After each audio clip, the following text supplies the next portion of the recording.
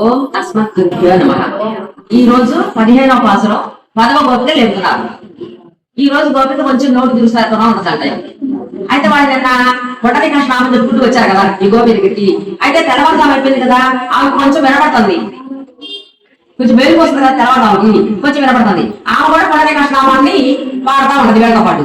అప్పుడు వీళ్ళు బయట గోపికలందరూ ఇంకా చిలకలా పలుకుతున్నావు, లేత చిలక లేచి రావమ్మా అని చెప్పని అన్నారు బయట వాళ్ళు.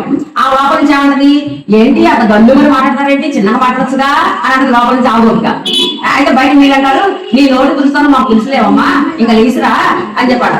ఓహో నేను మంచిదాన్ని కాదులేమ్మా, మీరే మంచి వాళ్ళే, అయితే వాళ్ళే పోనీలే అని చెప్పాడు. ఆమన్నది లోపల బయట వాళ్ళకి సంభావన ఈ రోజు ఆమన్నది. ఆమంటే తర్వాత వీళ్ళు బయట వాళ్ళు అందరూ ఇంకా లేచిరా అమ్మ మాట చాలనే వచ్చి గోష్ఠిలో కలుగు అని చెప్తారు. వీళ్ళు చెప్తే ఆమె అందరూ వచ్చారా లోపల వచ్చి అందరూ వచ్చారు, ఇక నువ్వు ఒక్కదానికి వస్తే 5 లక్షల మంది భర్తీ అవుతారు, కావాలంటే వచ్చి లెక్కేసుకోవాలి బయట వాళ్ళు.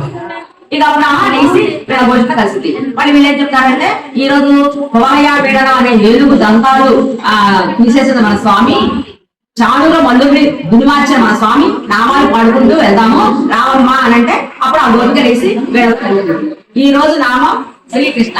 శ్రీకృష్ణ అనే నామాన్ని మళ్ళీ దేవుని స్వామిలో మన అమ్మ ఒక నామం ఇచ్చిందాక ఏ పని చేస్తున్నా ఎక్కడ ఉన్నా మనల్ని చేసుకుంటూ ఉండాలి. ఈ రోజు 10 రోజులు 10 మంది ఆడవాళ్ళు అనుకున్నారు కదా, ఈ 10 మంది గోపికలు ఇవాళ తిరుమలై ఆడవారు. జై శ్రీమన్నారాయణ.